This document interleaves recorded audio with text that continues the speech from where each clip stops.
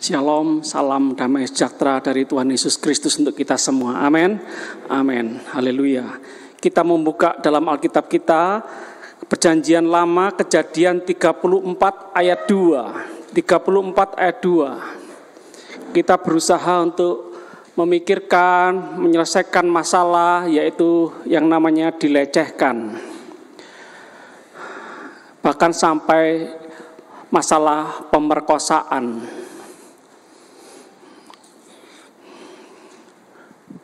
Matamu jelalatan, ayo, mata keranjang. Ayo, Pak, jangan lihat kanan. Perempuanmu ini nyaris tidak pakai apa-apa. Naik di lift, di eskalator mini. Maaf. Wis terang-terangan aja wis. Tuhan tolong. Mbak, Bu, pria denger gitu tok aja loh, bisa terangsang loh. Cuma denger cerita gitu loh. Lihat gunung bisa terangsang, lihat pemandangan alam bisa terangsang. Dengar sepatu tak tok bisa terangsang. Lihat pakaian wanita di jemuran, di gelantung, lihat bisa terangsang. Makanya Bu, Mbak, jangan jemur sembarangan.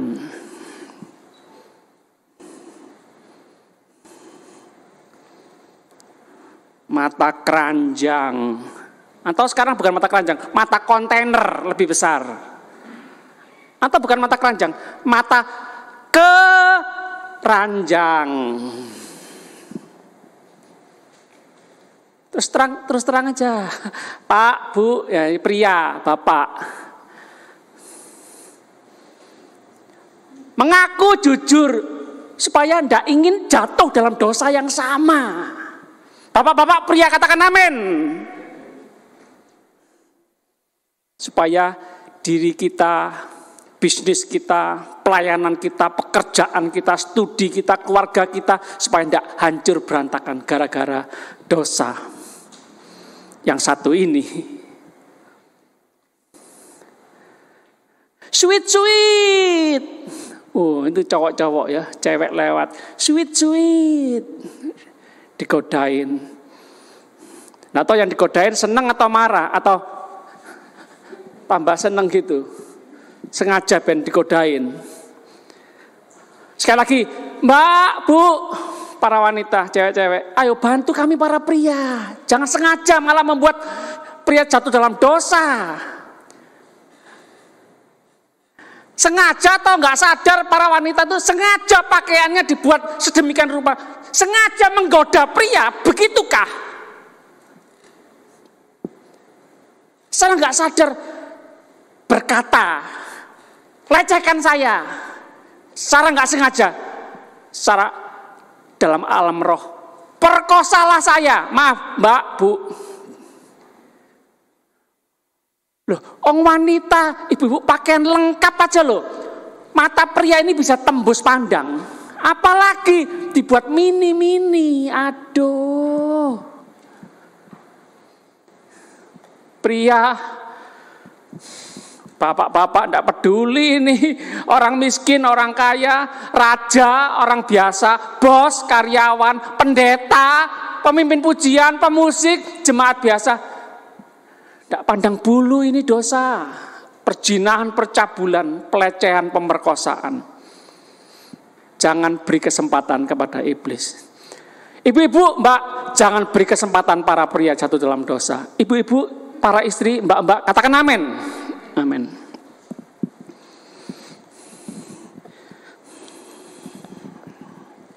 Hati-hati sendirian, di gang, di lorong, jalan hati-hati.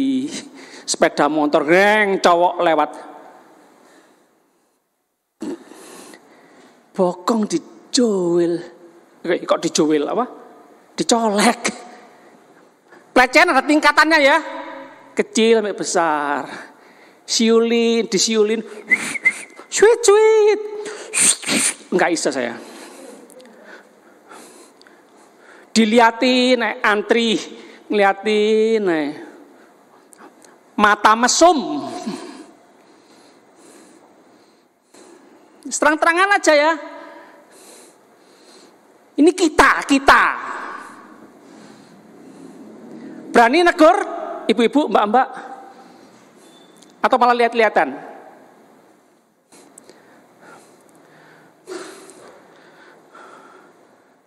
Mas, ada apa mas? Lihat-lihat saya, kok lama liatin? Maaf ya mas, berani ngomong gitu? Pak, maaf ya, kalau istrinya bapak digitukan bagaimana? Kalau saudara perempuannya bapak, saudara perempuannya mas digitukan bagaimana? Kalau ibunya mas digitukan orang bagaimana? Jangan ya, jangan gitukan saya. Berani? Mbak-mbak, ibu-ibu?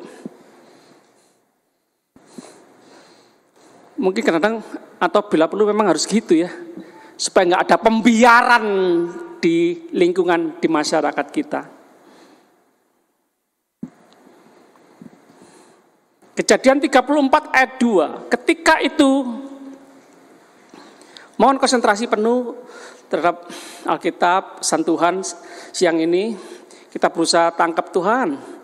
Tuhan bicara sama apa, sama saya, apa yang harus aku lakukan. Waktu enggak lama, sebentar ini, enggak sampai 30 menit, akan terus dilanjutkan perjamuan kudus ya. Ketika itu terlihatlah ia oleh Sikem, seorang pria yang bernama Sikem, yang mengepalai kota suku negeri Sikem juga. Ini Sikem ini, Mas Sikem ini, Pak Sikem ini kepala suku kota yang makmur. Nah ini loh. Miskin aja bisa cari wanita lain, pasangan lain, bisa selingkuh. Apalagi pria kaya raya, banyak uangnya. Waduh.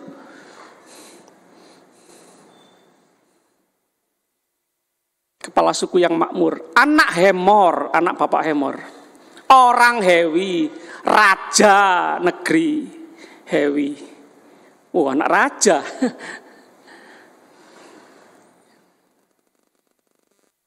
Bagaimana?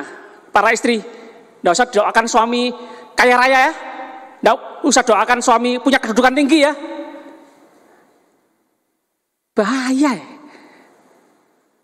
Cobaannya besar pria kaya raya.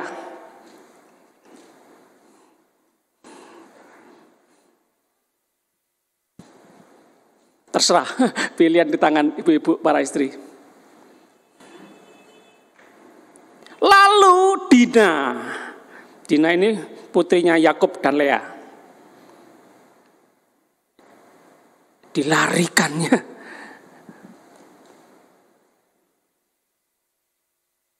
Enggak teriak-teriak. Tolong, tolong. Tendang. Pak Pendeta, saya meskipun perempuan saya les bela diri, kursus bela diri supaya tidak ada cowok-cowok macam-macam. Sebagian para istri itu bela diri, ban hitam dan 1 dan 2. Sebagian cowok-cowok, suami-suami di tengah-tengah masyarakat kita kan teriak-teriak, tolong, tolong, istrinya yang ngejar. Bukan istri yang lari tolong-tolong, tapi suami yang tolong-tolong karena istrinya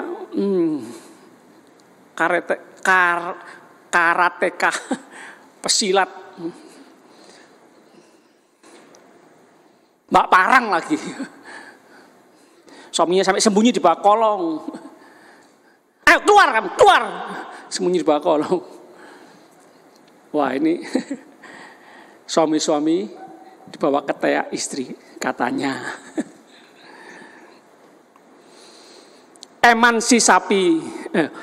Emansipasi katanya.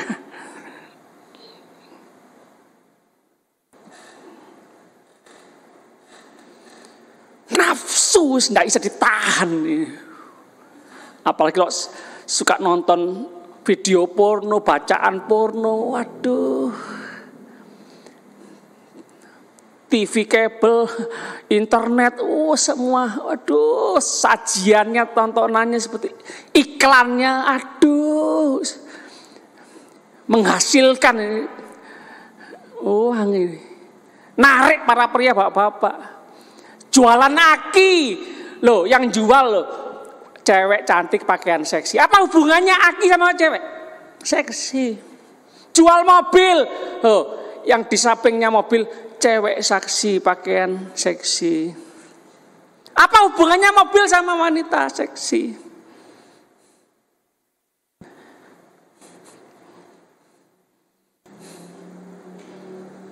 Pak Pendeta diam, jangan ngelarang-larang saya. Saya mau seneng buat apa? Hidup dinikmati, Pak. Ceweknya mau kok, suka sama suka. Dosa-dosa saya sendiri. Hati-hati loh. Akibat Dina diperkosa oleh Sikem, akibatnya, dampaknya pembunuhan massal terjadi. Saudara-saudara Dina membunuh orang-orang Sikem.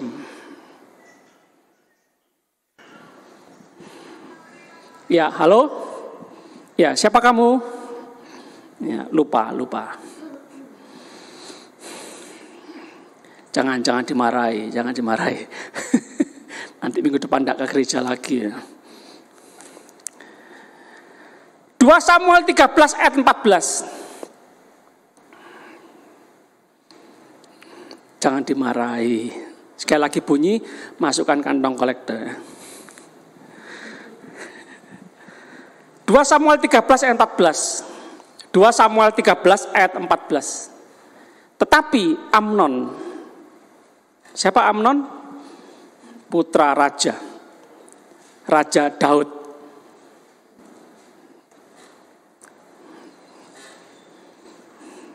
Anak Raja Daud bersama Ahinoam.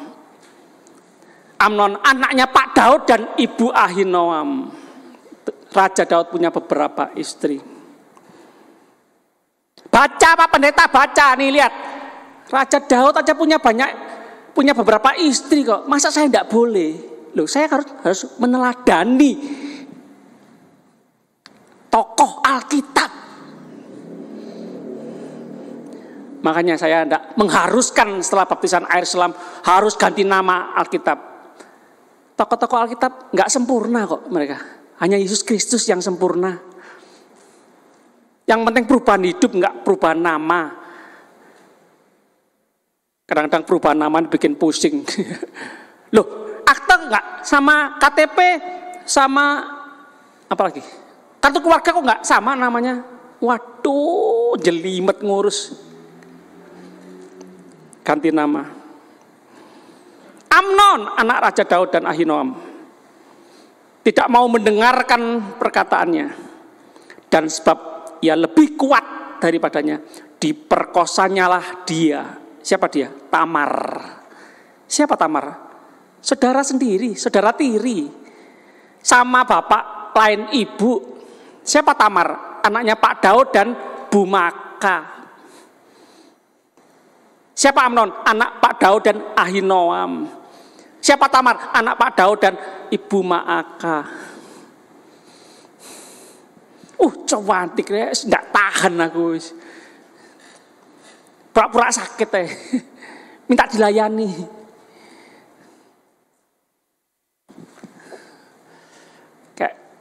Kelaparan, kayak harimau ketemu daging. Makanya hati-hati, jangan coba disepi-sepi, jangan coba sendiri, jangan coba di tempat-tempat gelap. Itu kenapa orang tua bilang jangan nonton bioskop ya, gelap.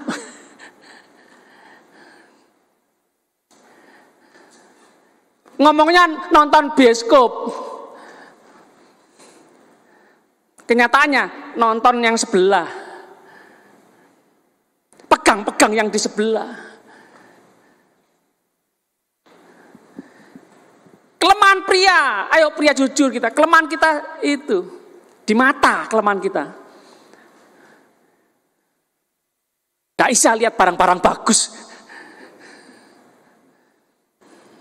Ini ada istri saya, belak-belakan. Supaya istri saya bisa menolong dalam hal itu. Supaya jemaat bisa menolong pendetanya dalam hal masalah itu. Bukan main-main ini. Dosa perzinahan, percabulan, pemerkosaan, pelecehan ini menghancurkan gedung gereja. Menghancurkan sebuah kota. Menghancurkan sebuah negara. Menghancurkan keluarga-keluarga kita. Membuat keluarga kita, rumah kita ini kayak neraka. Belum masuk neraka, seperti neraka.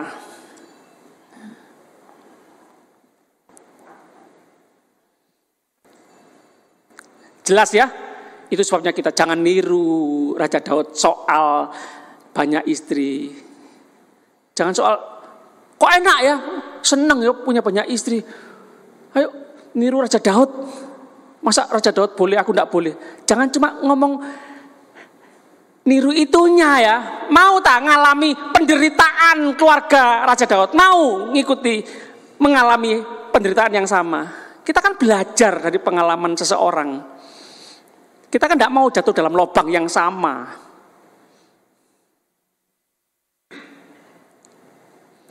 Ayat 15, 2 Samuel 13 ayat 15, selanjutnya. Kemudian timbullah kebencian yang sangat besar pada Amnon terhadap gadis itu. Loh, kok benci? Bahkan lebih besar benci yang dirasanya kepada gadis itu daripada cinta yang dirasakannya sebelumnya. Sebelum memegang, sebelum menjamah, cinta, cantiknya. Setelah diperkosa, benci aku. Pergi sana kamu, keluar. Wih, Tuhan. Ini habis manis sepah dibuang. Atau di lawan jenisnya, ada uang abang disayang, tidak ada uang abang ditendang.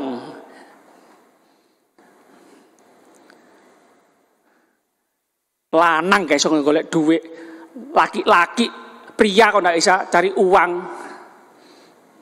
Wes ini aja, bosku ini aja, mumpung mau sama aku. Dunia ini penuh dengan air mata ya. Jangan heran, ini dunia ini memang.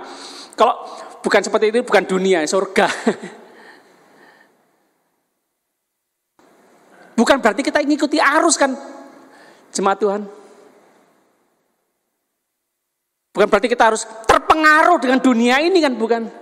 Justru kita harus mempengaruhi, kita harus menerangi, menggarami. Malah kita terpengaruh, malah kita digelapi.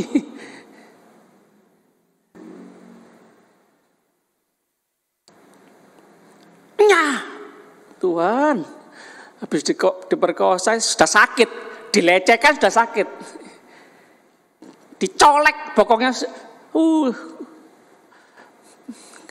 benci, pahit. Pria, semua pria sama saja, benci aku sama pria. Nah, akhirnya cinta sama perempuan, wanita sama perempuan. Itu loh akibatnya. Jangan bilang, sakarepku, terserah aku, dosa-dosaku sendiri, aku yang tanggung. Jangan loh, berdampak pada semua banyak orang. Cinta bisa berubah menjadi benci. Pernikahan, percintaan tuh, persetubuhan tuh indah kalau dalam pernikahan. Setelah pemberkatan, wah, itu Tuhan yang merancangkan kok, Tuhan yang mengendaki kok, Tuhan yang memberkati kok. Tapi jadi malapetaka kalau dilakukan di luar pernikahan. Cowok, cewek, anak muda, anak mudi, pemuda-pemudi, ingat ya, pemberkatan dulu, baru persetubuhan. Jangan persetubuhan dulu baru pemberkatan.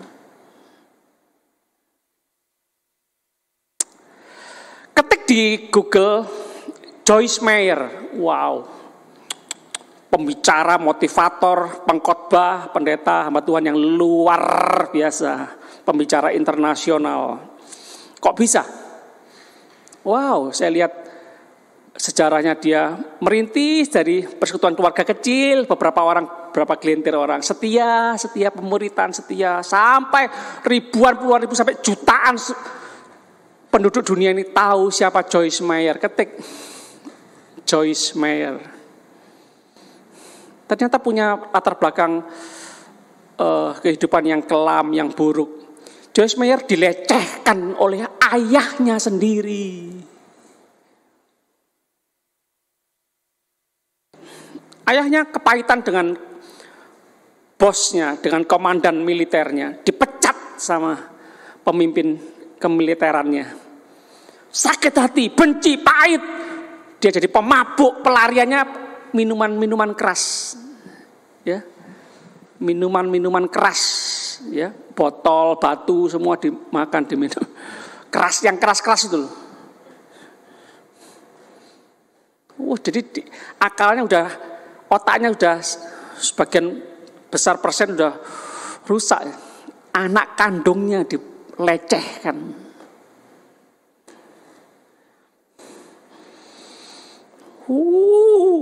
Pahit hidupnya. Tapi kemurahan Tuhan, oleh kasih Tuhan Yesus Kristus bisa mengampuni papanya. Di saat papanya sudah stroke, ngiler di kursi roda.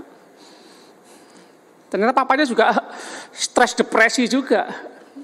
Mana ada ayah sih punya rencana, punya cita-cita, nanti aku setelah menikah punya anakku aku perkosa. Mana ada ayah bercita-cita seperti itu? Tapi tidak bisa menerima keadaan. Masa depan suram, dipecat, tidak tambah kaya, tambah melarat. Tidak dicintai bos, malah dipecat sama bos. Kebencian, kepahitan loh, ini loh. Jangan simpen dosa kecil loh ya, benci, hati-hati loh. Merusak diri sendiri, merusak keluarga loh. Benci bisa memperkosa anak loh, benci bisa membunuh loh. Tidak salah kita berkata, ampuni musuhmu. Karena tahu dampaknya kalau tidak mengampuni musuh, kita bisa lebih jahat daripada musuh kita. Pa, aku mengampuni papa, meskipun papa pernah melecehkan aku. Wow. Orang yang mengampuni itu, wow, dahsyat luar biasa.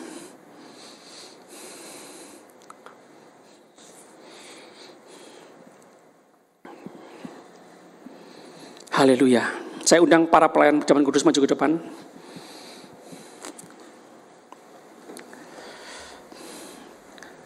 Bapak-bapak, para pria pernah melecehkan seseorang, bertobat.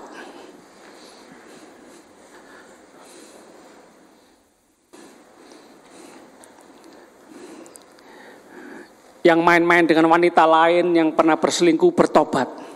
Yang punya rencana berselingkuh, batalkan dalam nama Yesus. Para wanita, para istri pernah dilecehkan, pernah diperkosa, bahkan saat-saat sekarang ini katanya ini banyak istri diperkosa suaminya sendiri. Mas, aku kesel mas, aku capek, pusing ngurusi anak, kora-kora, cuci baju, ngepel, nyapu. Masak, sudah masak, anak menghina lagi. Masakan mama gak enak, gak enak. Aduh, istri wanita itu perasaan, baper. Suami bentak-bentak, marah-marah. Tidak pernah bilang I love you, tidak pernah belai-belai. Tiba-tiba malam-malam layani aku. Sakit hatinya. Seperti diperkosa, dipaksa. Istri-istri kuat ya.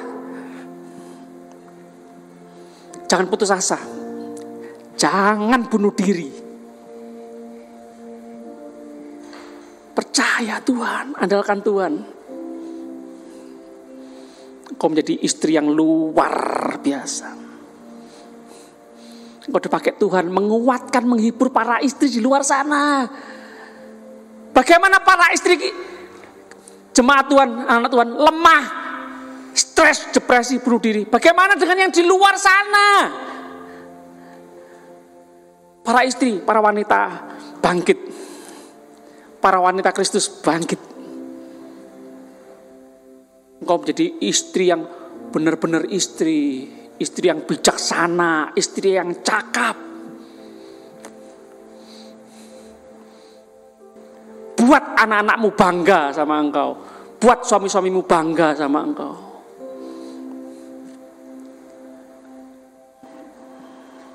Yesus diludahi. Yesus disangkali oleh muridnya sendiri. Yesus dianiaya. Yesus diperlakukan semau-maunya. Yesus disalib. Dia baik, dia benar, tidak ada salah apa-apa. Tidak ada satu salah pun dalam dirinya. Hebat ini jiwa besar. Manusia sejati, pria sejati. Penderitaan yang amat sangat. Tidak berkata, wes mati ya aku. Hidup buat apa hidup kayak gini? Dari lahir susah, melarat, penderita sampai mati di atas kayu salib. Buat apa? Marah aku sama Tuhan.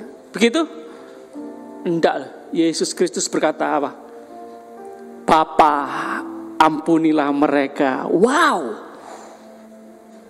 Wow, keren. Ben mati sambar geledek. Ben mati tabrak tek gitu, ngutuk. Enggak, Bapa, ampunilah mereka. Wow. Yesus Kristus sudah mengampuni kita orang-orang berdosa, menebus hidup kita. Oh, haleluya. Maukah saudara dan saya mau mengampuni orang-orang yang bersalah sama kita? Supaya hidup kita tidak terus terpuruk. Supaya hidup kita tidak terus semakin buruk. Bangkit jemaat Tuhan. Mengampuni, mengasihi.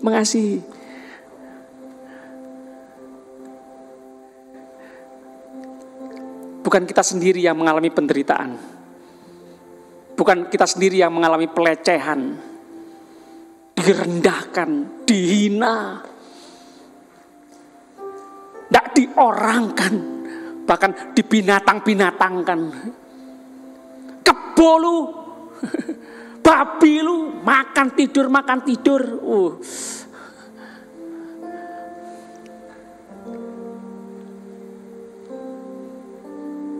Monyet lu, Ini loh manusia yang jatuh dalam dosa ini. Mulut yang jatuh dalam dosa. Di gereja sih baik. Shalom. Puji Tuhan. Haleluya. Maranatha. Semua disebut yang di Alkitab. Tapi di rumah, kebun binatang. Kereng kayak harimau. Jahat kayak setan. Wis terang-terangan aja Pak, Bu. Kalau bicara pelayanan, kita perlu penginjilan di pelosok-pelosok. Kita kasihankan sama jiwa-jiwa yang terhilang. Kalau bicara rohani luar biasa. Malaikat kalah, Mas. Tapi kalau di rumah, menganiaya istri. Ngaplok. Mukul, nendang, istri diterantai, istri diseret. Oh Tuhan, banyak kemunafikan dalam gereja, banyak kemunafikan di atas mimbar ini. Di atas mimbar kayak malaikat, kayak Mikael. Di luar gereja kayak Lucifer. Pak Modi hati-hati ya bicara sembarangan. Nggak sopan. Pendeta kok marah-marah. Pak, Bu, Yesus Kristus mati di atas kayu salib bukan sandiwara, bukan sinetron, bukan main film. Dia mati bagi kita orang berdosa. Maukah kita, relakah kita mau terus berdosa? Tuhan baik, anugerah Tuhan kekal selama-lamanya. Tidak apa-apa berdosa, sudah pasti masuk surga. Begitu. Aduh, tolol sekali, bodoh sekali. Jahat sekali kita. Mau menyalibkan Yesus Kristus yang kedua kali. Tidak ya, kita manusia, diciptakan serupa dengan segambar Tuhan.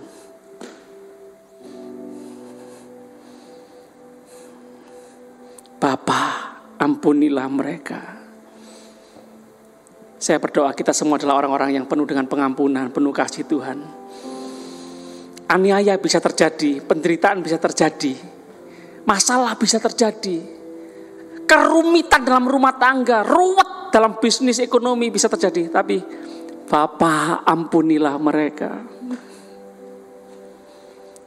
Disantet saudara sendiri karena rebutan harta karun. Bapa, ampunilah mereka. Aku lahir enggak bawa apa-apa, pulang enggak bawa apa-apa. Sahabat sendiri mengkhianati, ngemplang uang kita, bawa lari uang kita. Bapa, ampunilah mereka. Engkau sumber berkat. Engkau punya 1.000.000 kali harta yang aku miliki yang dibawa lari. Tuhan, Kau sumber berkat. Engkau sanggup mengadakan dari yang tidak ada menjadi ada. Wow. Tuhan yang memberi, Tuhan yang mengambil. Terserah Tuhan, enggak apa-apa. Sakarepmu Tuhan. Mangkel aku wis, Bapak wis gitu. Jangan, hati-hati, yang sopan sama Tuhan. Segala sesuatu yang terjadi dalam kehidupan kita, semua seizin Tuhan. Yakin semua mendatangkan kebaikan bagi kita yang percaya dan mengasihi Tuhan. Katakan amin. Yuk sama-sama kita bangkit berdiri.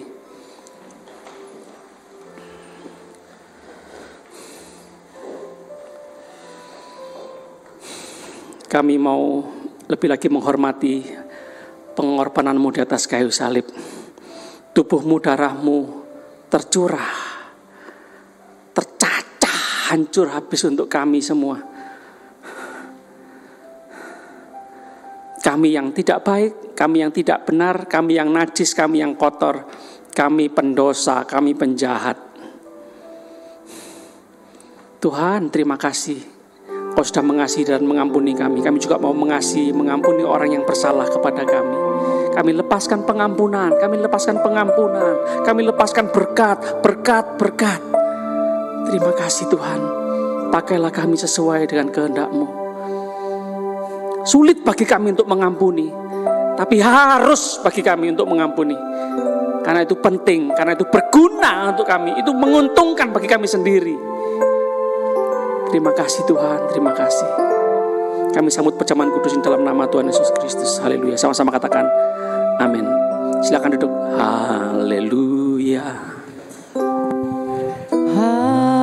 Haleluya. Haleluya. Haleluya. Haleluya. Hallelujah.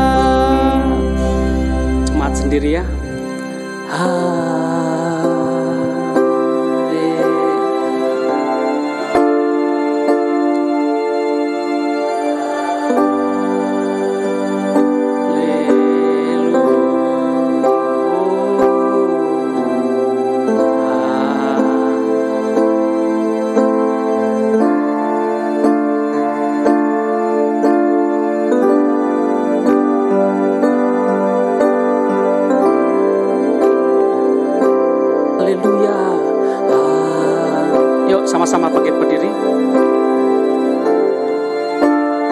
Sudah semua? Ada yang belum angkat tangan? Sudah semua?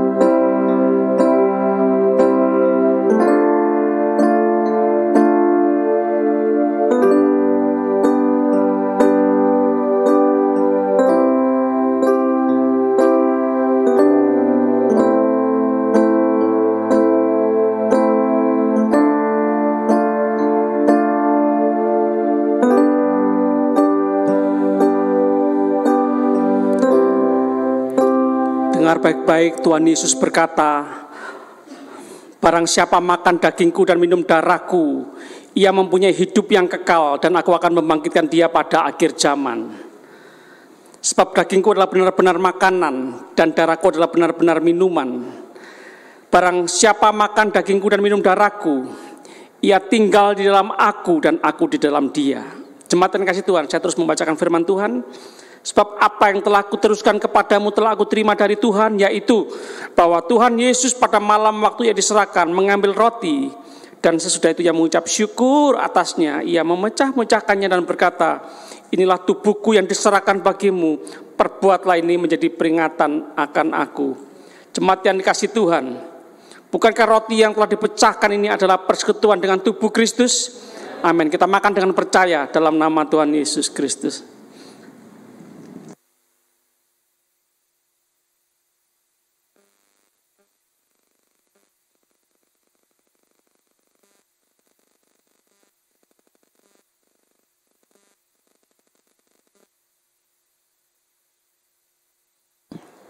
Demikian juga ia mengambil cawan sesudah makan lalu berkata, cawan ini adalah perjanjian baru yang dimeteraikan oleh darahku.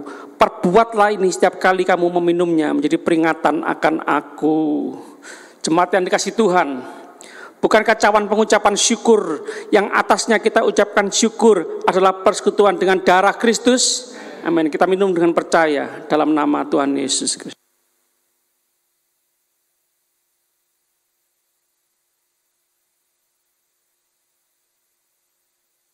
Kami bersyukur. Terima kasih Tuhan. Hidup kami seharga nyawa Tuhan Yesus Kristus. Hidup kami tak ternilai, lebih daripada ratusan juta, miliaran, triliunan. Tuhan, Engkau Raja segala raja, penguasa tunggal kehidupan kami Tuhan. Engkau yang punya kuasa surga dan di bumi. Engkau yang menebus hidup kami Tuhan. Kami sangat mahal harga. Kami anak raja segala raja. Kami anak Tuhan segala Tuhan. Kami mau lebih menghargai hidup kami, karena kami menghargai pengorbanan Tuhan Yesus Kristus di atas kayu salib. Kami bersyukur, kami akan kembali ke tempat kami masing-masing dengan sukacita, damai, sejahtera, surgawi. Oh Tuhan, hidup kami penuh dengan kasih Tuhan, hikmat Tuhan, kekuatan Tuhan. Menghadapi masalah apapun, sebesar apapun, Tuhan lebih besar dari permasalahan kami. Tuhan maha besar. Masalah bagi kami, kesempatan kami menikmati, mengalami pertolongan Tuhan yang besar, yang ajaib. Mujizat-mujizat Tuhan terjadi dalam kehidupan kami. Tuhan, kami punya Tuhan, itu cukup bagi kami. Terima kasih, Kau sangat berarti Tuhan. Terima kasih. Kami sudah berdoa, bersyukur, percaya. Demi nama Bapa, Putra, dan Roh Kudus. Dalam nama Tuhan Yesus Kristus. Perlindungan, penyertaan Tuhan, anugerah Tuhan, kasih karunia Tuhan melimpah seumur hidup kami. Haleluya. Sama-sama katakan amin. Tuhan Yesus memberkati. Jemaat dipersilakan duduk. Tunggu kami berada di dekat pintu keluar. Nanti nomor 1 sampai 10 mengikuti kami. Selanjutnya bisa dipandu oleh